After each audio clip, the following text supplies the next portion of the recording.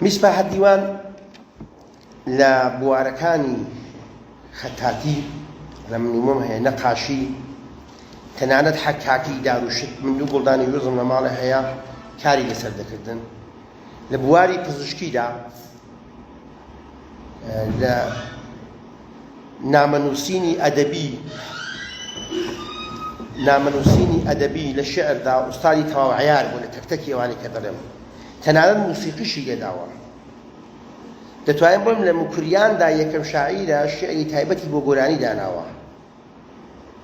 کە خالقی لە جگایەکدا دەیڵێتەوە گۆرانە شێعرەکانی یعنی گۆرانی تایبەتی داناوە بۆی کە بەستە و گۆرانی پێ بڵێن 2 ساڵان لە فەڕەنسا دەخوێنیە ساڵێک لە ڕووسیە دەخوێنیە شارەزای زمانەکانی تورکیە رووسیە فەڕەنسەویە عەرەبیە ئەوانەی کە دەڵێم نمونەشیان نەک مەسەڵەن بڵێن شارەزای ئەو زمانانە بووە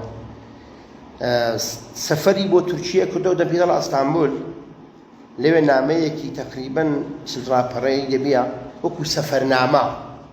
دەینووسێ بۆ میرزا ساڵحی کەیانی لەوێ باسی پێشرەفتن و عیلم و زانینی ملەتی ئەوێ دەکات جارە بەوەی نامەکەش کوردن ئەکسەرەن نەسری مسەجعە باسی زانیاری با دوایی دەکات دەڵ لە موکریانی ئێمە بەتایبەت دەڵ لە عەربراغێەوە نەفەرێکە کە بەگوێ درێژبی هەیە نەخۆش بێ بچێ بووەکان هەتا دەگاتە دەمرە لێرە دەڵێ کچان بە تایبەت دەخوێنن عیلمەکان شاخە شاخەن بە میرزا ساڵح دەڵێ دەڵێ هەموو عیلمەکان ناخوێنی دەبوو دەڵێ لێرە عیلم بۆتە شاخە شاخە وەکو ڕشتەی ئەو ڕۆی لێوێ دەڵێ کچان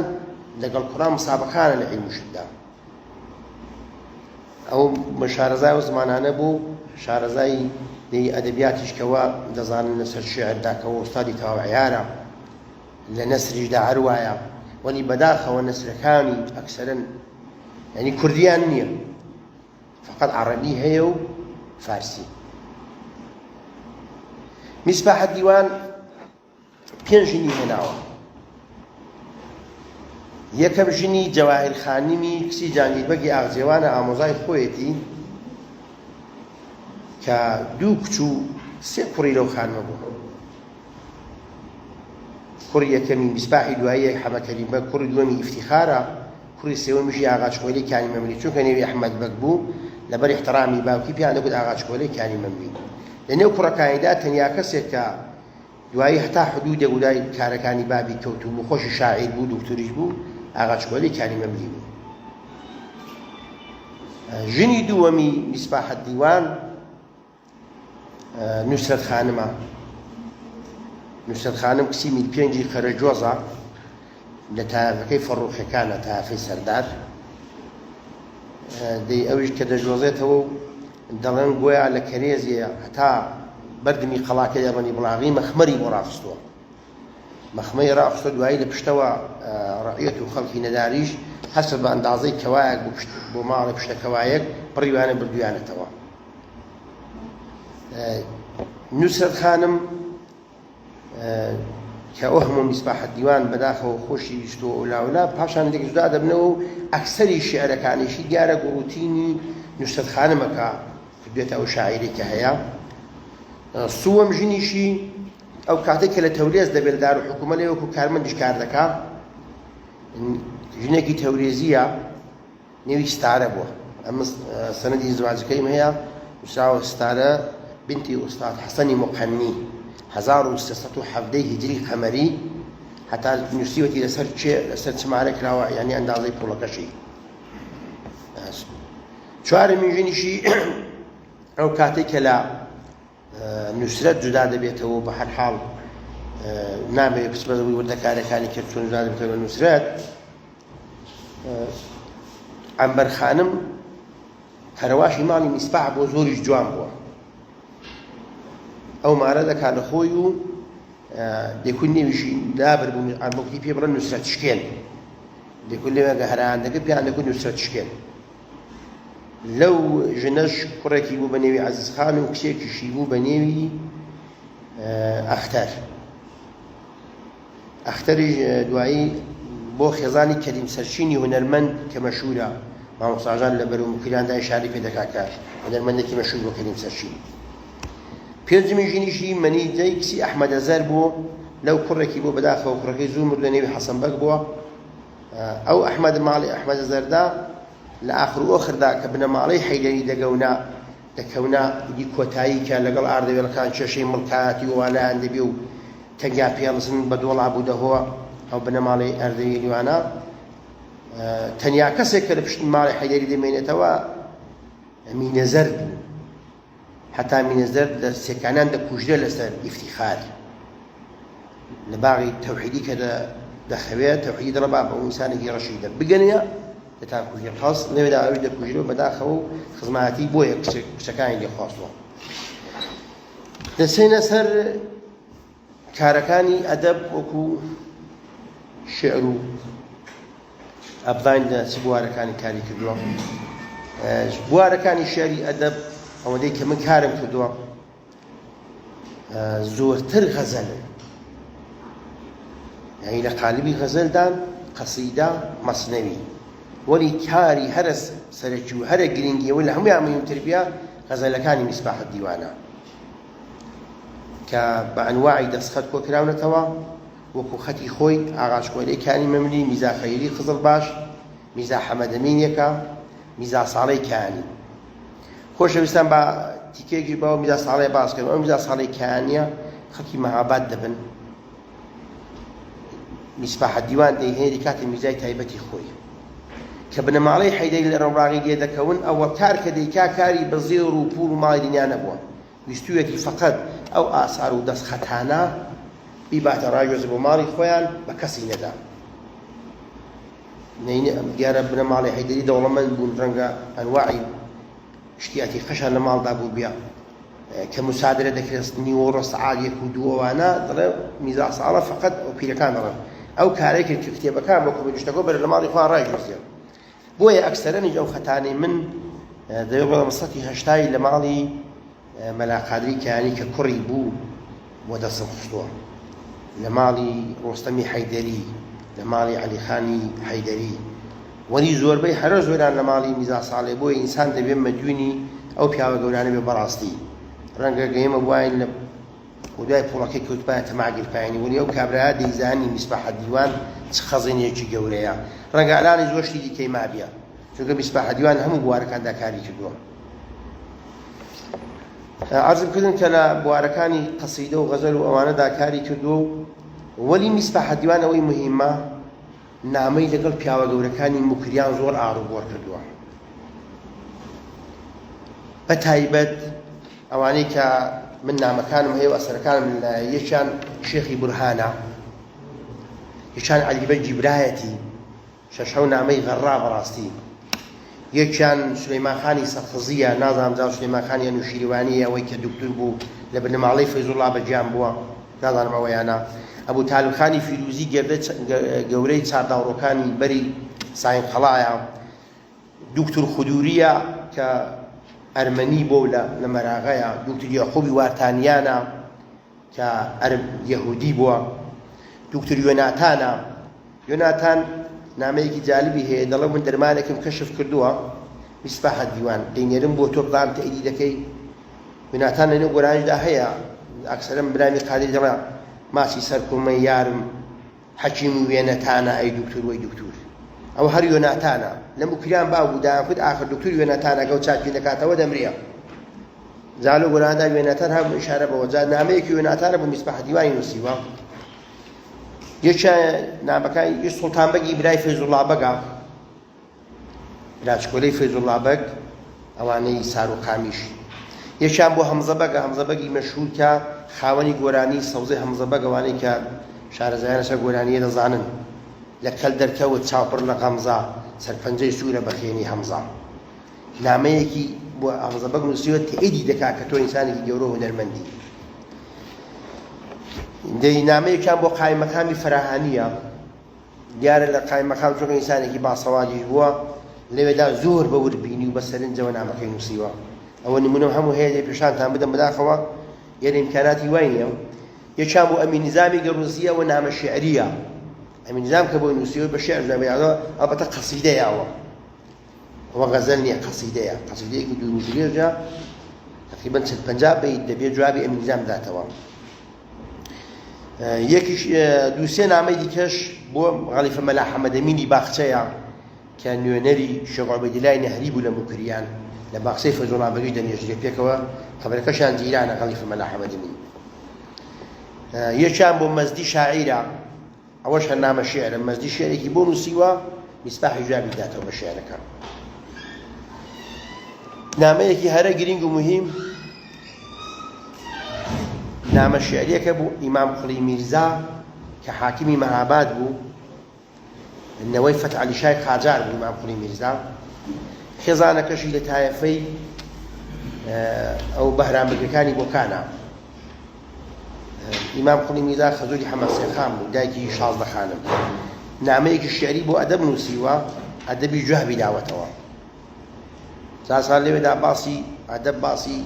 قەڵەم و هونەری خۆی دەکات نسبەت بە ئیمام قوڵی میرزا وەکو ڕەخنە ڕەخنە پێت شعرەکە زۆر بەدڵ نەبوو دیارە ئیمام قوڵی میرزا زۆر شاعیرێکی بەردەستۆز نەبووە ئاسەوارەکانی میسباحیش ئەوەی لە لای منە پێم خۆشە باسییان بکەم یەکیان ئەو دوو گوڵدانە شعرێ بوو کە کتێب حەکاکی کردووە یەکیان دوو نەقاشیە یەکیان نەقاشی ناسرەدی شای قاجارە ئەڵبەتەوەی بە خودکار چێشاوەتەوە یەکیان دێی قولەری چێشاوەتەوە ئەو ڕەنجیە لە تاوڵەدایە دێی قولەر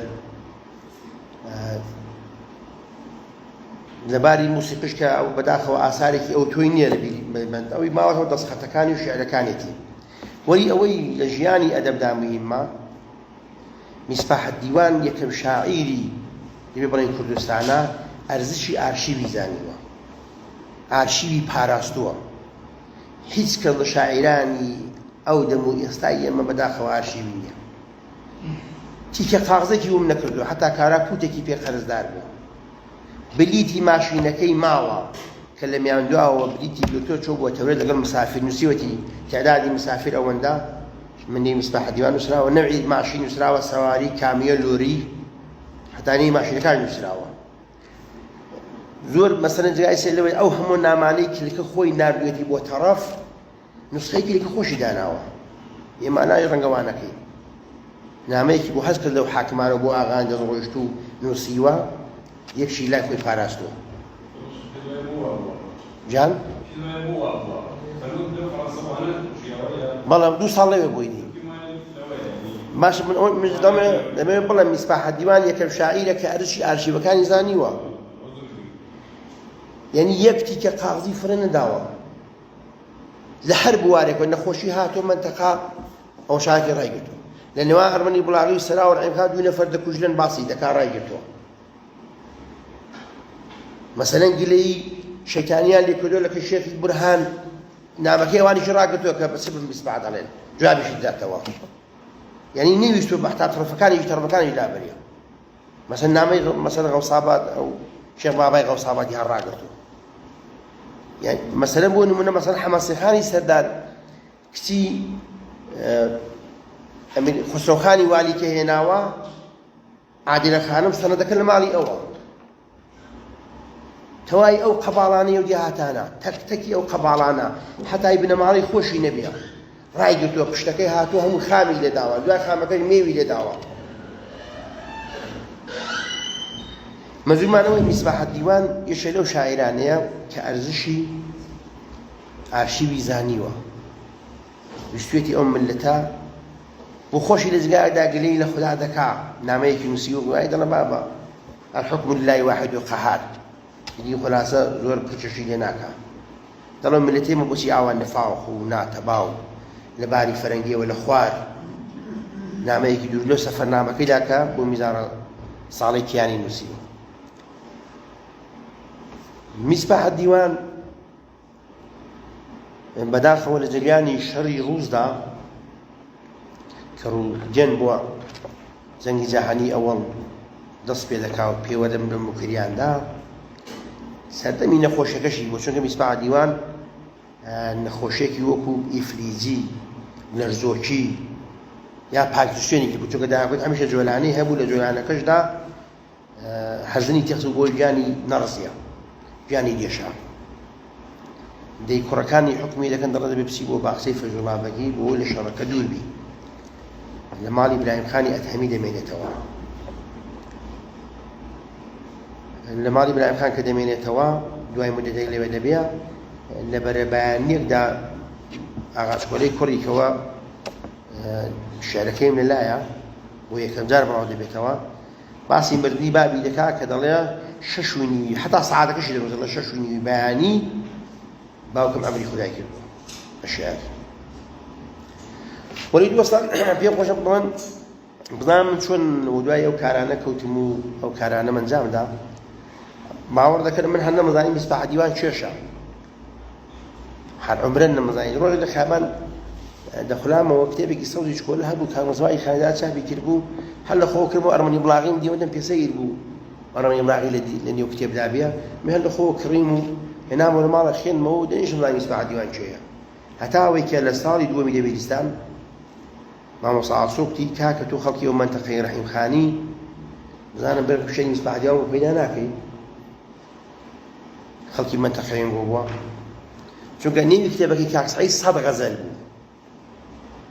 جواب لەوەدا بۆ 2 غەزەلی کەم بوو بۆ 100 غەزەل 98 دوی کەم بوو نێوی نابوو 100 غەزەل میسباح دیوانی ئەدەب ئەمریش کە ئاوا پرسیوە ناوکە وەڵام ئەگەر مەلاقەدەی کەیانی خداحافی کامی چوو ماڵەکەی و لوتفی کرد و بەحرم وەلای 4 دانە غەزەلی دامێ ئەو دەفەیە لە 100 زیاتر بوو 2 زیاتر بوو هەر چواریشان فارسی بوو ئەوانەی کاک سەعید پێما یەکدوویەکی فارسی لەگەڵ بوودنا لەگەڵی نەبوو ئەو کات ئەو دەفەیە لە سەدەکە تێپەڕی بوو دەکوتی وەڵا کاکە وا دەبێ ئاساری دیکەی هەبێ وەلی بەداخەوە کاک سەعید کە بۆ خۆی چوو بوو کارەکەشی شێواندە بوو لەگەڵ کاک عوسمان خزم باشوانە لێکوتی کاک مامۆستا هەر کۆپیمان لێیە ئەو کاغەزانە هەچی 100 ساڵ عومرکە قیمەتیە مامۆستاوە تەبع کەوتبوو تازە بە ئیفلاتون نەیدەدا بە هیچ شتێک خۆراندنەوە یا شتی دەیە یا نەیدەدا بە هەر حاڵە ئەو شتە کە ئاوا بوو ئیدی من دوای هۆگری میسباح دیوان و وەلاکردم تاوی هەمە باقی سەرۆکەلەی پەیدا بوو لەو مەنتەقەیە و دەمەوێت نەمدەناسی بەهۆی دووسێ دۆستی وەکو هێوسێ ڕزایی و ساماڵ و وانە دۆستاکیمان پەیدا کرد هەرچی پەیدام دەکرد دەمدا بوو پێما بوو شانازێکی زۆر گەورە دەکەم نامە بۆیە هەر دەمدا شێعر بۆیە هەر دەمدا سەنەد بۆیە هەر دەمدایە ئەمەش تەنیا کەسێک من لەو مەنتەقەیە دەڕەسیم بوو دوای ماڵی ئەوەدا بە کاک سەڵای مەجیدی پێ کاکە تۆ بۆ شتانە بۆ دی بۆ کابرایە کاکە بۆ خۆمان باسەوادمان هەیە بنیادەممان هەیە لە عێراقیش باسەوادترن خەتیرایی چاتر دەزانن چاتر میسباحتە نازم تۆ بۆ دیدی بۆ کابرایە وەڵای دی ئەوە بوو منیشی دی کە ڕۆژێک داوای کردم وڵا نادەمێ و لێشم توێرا بە حاڵ ئیدی ئەو دەفعەیە باعیز بوو کە من ئەو شتانەوە خڕکەم سەرەتا شێعر بوو ودای شێعر دەکەوتم دوایی تەماشا کرد لەگەڵ شێعرەکان ئەو هەموو نامە مهمە هەیە کە ئێستا ئاسەوارێکی نامەی میسباح دیوان هیچ کۆ چاپ نەبوو بەداخەوە جاجا بوو میسباح دیوان ئەو نامانەی کە مهم بوون ڕێگەی ئەدەبیاتیان هەبوو بۆ کەڵە پیاوانەی نووسیوە کردێت یەک کتێبی تایبەت بۆ خۆی یەکیانە کتێب نامەی پەراکەندەی هەیە لە بەرگ وەلی ئەوە یەک کتێبی تایبەتە خۆی حاشیەی بۆ داناوە کردێت کتێبێکی تایبەت دوایی لە پێناو ئەوانەدا دێو دەفەیە قەباڵە و سەنەد وەدەرسەما سەنەدی و دیاتانە مەسەلەن بۆ نمونە بە فەرزی محاڵ دێی قاسماغا الآنش خەڵک پێیان وایە قاسماغای مهتەدیە تەماشا فەڕۆخانی سەردارە 160 ساڵ لەوە پێش و هەر نیوشی قاسماغا بوو یا مەسەلەن بۆ نمونە کەلبەرەزاخان پێیان وا بووە کەلبەرەزاخان کولبەی ڕەزاخانی پەهلەویە سەنەد وەکۆدەی سوێرابەگی مکری کوڕی بەداخ سوڵتانە یا مەسەلەن نێوەکان مەسەلەن بۆ نمونە عەلیابان نێوی چاوانە نێو کوردی ئەسڵەکان لە بەڵگۆ سەنەددا دوای بە مری زەمان گۆدراون نووسراوە نامی جەدیدی ئان مەسەلەن وەکو ئەرمەنی بڵاغی لەو ئینقلابە لە نێوانە کانی گۆڵ ئاوا بە مری زەمان گۆدراون لەو قەباڵەش لەو قەباڵداوە دەردەکەوێت کار میسباح دیوان پێم وایە ئەوانەی کە لای من دەبێ کەسێک کە زامەشناسی بەڕاستی بزانێ بێ کاری لەسەر بکات لەبارەی دەروونناسیەوە لەبارەی مێژووە بە تایبەت لەسەر خەت ئەو کەسانەی بەڕاستی ئوستادی خەتن چونکە زۆر خەت ناخێنرێنەوە ئیشکالاتیان هەیە ڕەنگە بۆ نەسلەوە ڕەبرەنگ ناخۆش بێ دەبێت لە هەموو بوارێکەوە بێ کار لەسەر ئەو ئاسەوارانە بکەین ئێستا تەکتەکی ئەو شتانەی کە ئێنەرە بۆ نمونە پێشاتان دەدەم بۆی کە بزانن ئەو کەڵە پیاوەی ئێمە چێ بووە.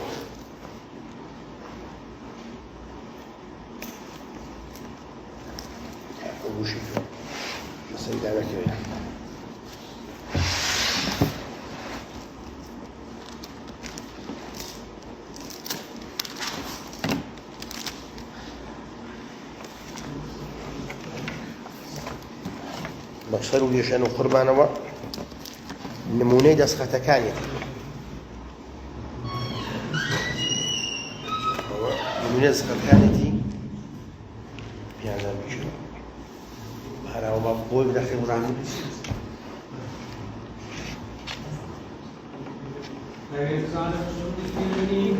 ناوەڵا بەداخەوە کاکە بە سوورەتی کتێب نیم چونکە دەبووە ئیمکاناتی یەنگ بۆ بەداخەوە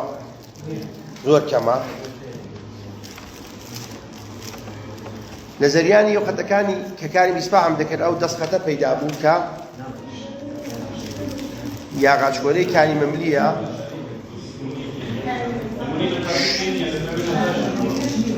جان ناوەڵا بەداخەوە ناوەم نەمێن لە تابلۆدایە لە تابلۆدا بوو من نەمێنا بەڕاست عەکسەکەشم لە تابلۆدا هەبوو جێگای دەگرت. ئەوە مەسنەویەکی شێخ عوبەیدیلای نەهریە مەسنەوی شێخ عوبەیدیلای نەهری کە بە خەتی ئاغاچکۆرەی کانی مەملی نووسراوە. ئەوەیان نامەکانی بیسپاح عەرزم کردن کە بۆ خۆی بە حاڵەتی کتێب دەریهێناوە. نەوە کامە ئادە بەڵەوە ئەوە دەفەرمووی بەڵێ معنی کەلیمەکانێکی کەلیماتی سەختی بەڵێ ئەوە نمونە لێرە عەرەبیشی تێدایە نووسیوەتی مخلیسی کە عەبدوڵڵابەگی مکری متەخەلص بێ ئەدەب نامەکە عەرەبیە. ئەوە نمونەی نامەکانێتی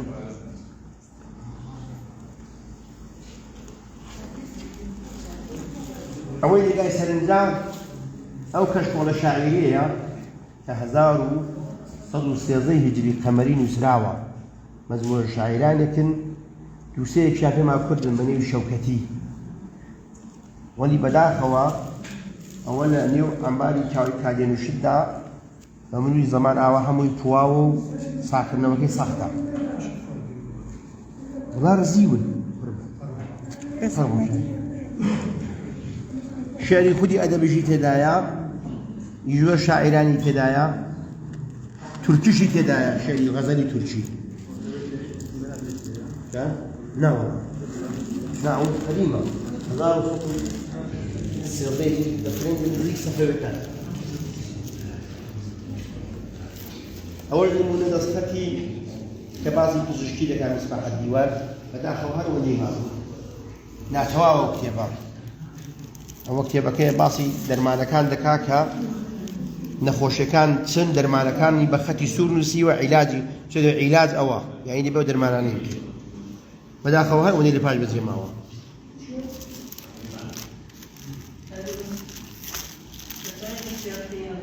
جان بەڵ ئەنانەکانێک دەقە باو کورتەیەک داوە دەفەیە ژیانەکان جواب بدەمەوە لە خزمەتدان بە يعني أول نموني أو نقاشي بس السلام أول نموني أو نقاشي كتب كوبيا ناس اللي شاي خاجار أبى أو برادري صابلاغك شفت بي مهابات نسيب تاريخي مهابات حكيم زاده أو يكتب سردار عزيز خان وخوش ينسيوت يعني سودي ناس اللي شاي خاجار أو بيسمح ديوان شايبته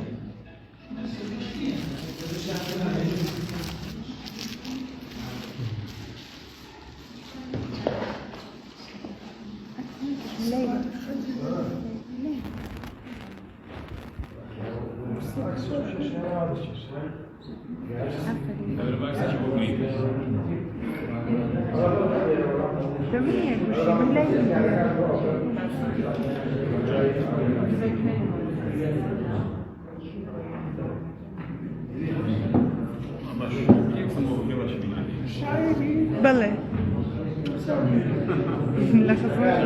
ومن ما عارفين كيف يكتب شاعرتي طبعا زور لخدمتي عند أبو شو ما تمام يعني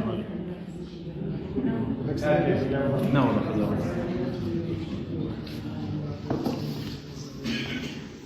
ئەوە دیوانێکە بەنێوی سەردار چەرمیە بەداخەوە شاعیرەکەی مشخص نیە فقط تەخەلوسەکانی هەموو سەردارە لەنا ئیدی نازانی کە تارگەت باشدا سێر زمان کردووە لە ئەدەبیاتی فارسی کووردا شاعرمان بەنێوی سەردار نییە بە تەخەلوسی سەردار ئەوە شاعیرەکەی کولەن حەجبیشە وەک شێخ ڕەزا فارسین وين جاء أجداد الله منا عرب مو نترك من فارس من كل شيء خالص من رباعية رباعية كي هذا ناقص لنا غزلن ويدوس رباعي لا أخذ باز دكا دسختي كي أو خراكي يزرقوا بيكراوا بزحمة بنيوي سرداع زناوي الشعر كان يا سرداع هذا لا ما كانوا يكتب قصائد سرفاسيان حبيبي يا حتى قبول نريخ تكون بزانن أو يا أولياء سرف الشعر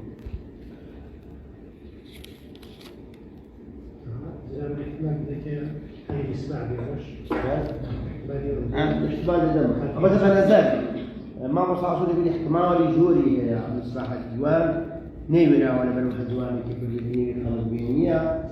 نبي السردار وهم كان ما من السردار كان مهمة ويك قدرة على أبو دوري هو أبدا جمانية كان يبقى من يسمى خاص المراسي مرة وهم نيوان خلاصة حتى هذا المشكلة شيء كيف يعاودنا هم يفكرون عاودنا درابين هاي بالنسبة للوين يتكلموا شيء يستيقظ رصيد السيما ويقولوا فاسوا لولا لا شيء نعم شيء الإنسان يرسل السوى أمين نظام تعريف علم درايته ظالم ذكاؤه أمين لك أو الميزان الإنسان جاء كتاب مصواته كان خرجان بسبب الراوية يا كان حضروا له وروكا في الأوائل يقولون ورواد يجيك أستاذ هذا ما يجوز عبري أو دابي وهم خريبوا مورد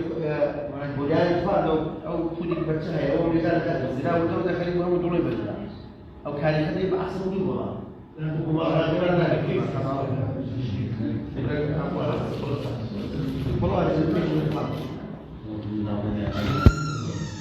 أو دون منيش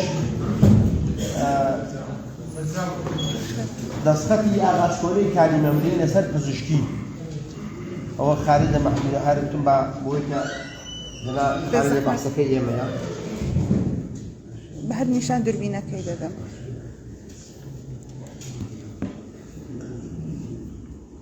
يعني أنا بسؤال وهي رقم ضامنات تكتك لنا مكان معروف كم ممكن يسرعوا محتويات كلمة وبعض يسيو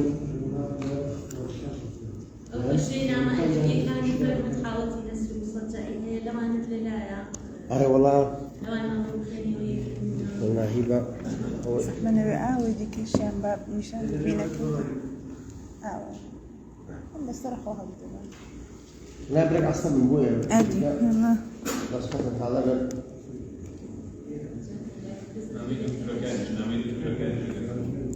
والله هذا بأواني هذا ما بتساوي بعض لا قلت هو بيع شوف بجانب كم هو الرد عليه هو بيع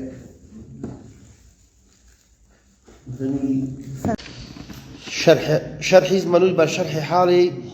كيبت آميزي ميرتقي تبريزي أو ميرتاغي تبريزي بين الله ميرتاغي لما تقيما هو قوي مصباح الديوان أو دم كعام شوي تورج اشتدكا آغا ودك سرم بنا مال آغا كان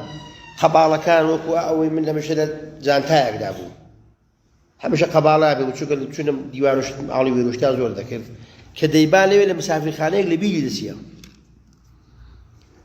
دسيا أو ميتاغش دقيقا بوسو استفادة اللواء دسيا دو دانجي رحم خان بني خوي دكا أو دو دانجي دبيت الصميك بوجاني أوان وردا وخوش هنايا آردويغلي كإنسانك قلاشوان بوا أو ديت منطقة وردا باعز دبيا يدي جان لقدار أو كاني مملي وكريم آبات ورحيم خان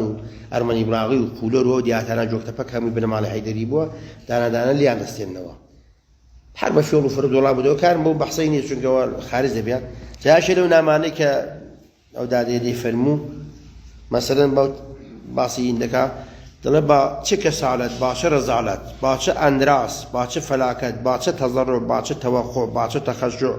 باچە تەخەزوع باچە نالە وەزاری دەرچە پایە و فروگوزاری میتەقی کە سابق مانەندی شیر و غۆڕان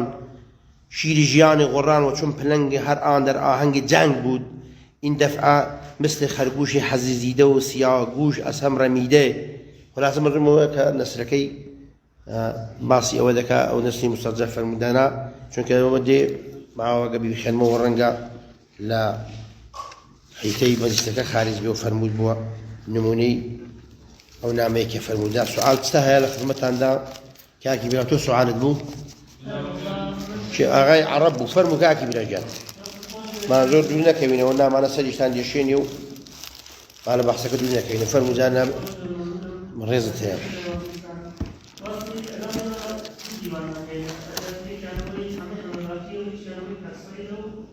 نا پێنجمانەیە کاکە یەکیان حسێن حوزنی موکریان ئەوەڵ نەفەر ئەو چاپی کرد حسێن حوزنی موکریان دوای ئەو کاک مستەفاش هەر چاپی کردووە ئێلخانی زادا برادێکی دیکە پێما هاوارە شتی ڕسوول مەلا ڕسوول هاوار ئەوی چاپی کردووە دەی کاک سەعیدیش یەکی چاپ کردووە هەمە باقی دوی چاپ کرد بە دوای یەکدا دوو دانێک یعنی یەکانی کە چاپ کرد ئیدی ئابرەك شعری هەژدە شعر کە لە رووسیە بوو ئەوە منیش هەمە بە خەتی ئاغاچکۆلە هەر پێشەکەکەی بۆ نووسیوە ئەوە کاتێک ئەو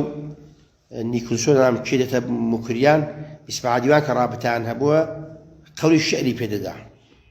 لەو جەریانەدا کە جەنگجانی ئەوەڵم ئیسماعیلیوان دەمرێ عەلیبەیژی حەیدەری بە برازاکەی کە ئاغاچکۆلە بووە دەڵێن خلاصە دەستخەتەکە بێنە و دەینێرم بووە ئەو هەژدە غەزەلە هەمە باقی کە وەدەسی دەخا ئابەتەوە لە ئارشیوی بنە مۆزەخانەی نیشەیە مەرعەشی ئیدی ئەوەی پێوە زیاد دەکا چاپی دووەمی بەڕاستی هەڵەی زۆرە هەر من بۆ خۆم 175 هەڵا یاری بە غەڵەتی ئیملایی و لە وەزن و قافیە کە شکاندوێتی ئەوەندی تێدا بوو لە ڕاماویدا چاپم کرد یەکیش ئەخیرەن چاپ بووە نام ئاغای اسماعیلی نام شاهۆی یشتێکی وایە هەرێ وڵا خەڵکی سنەیە ئەوی چاپی کردووە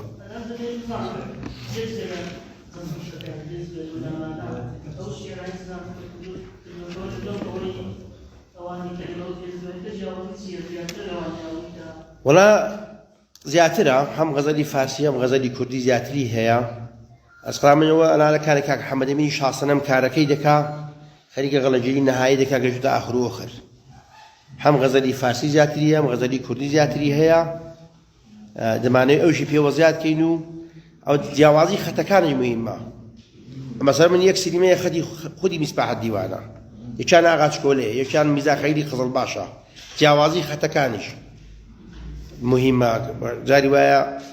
مسرعەکان کەلیماتەکانی فەرق کردووە وەلی ئەوانەی خودی خۆی تۆکمەتور و جوانتر هەم خەتەکەی خۆشترە خوێندنەوەکەی هەمیش بەڕاستی هاتۆ جوانکاری لەسەر کردووە یعنی دووسێ غەزەلی هەیە مەسەلەن بە فەرزی مەحاڵ گۆڕی بکەی قافیەکانی پێگۆڕیوە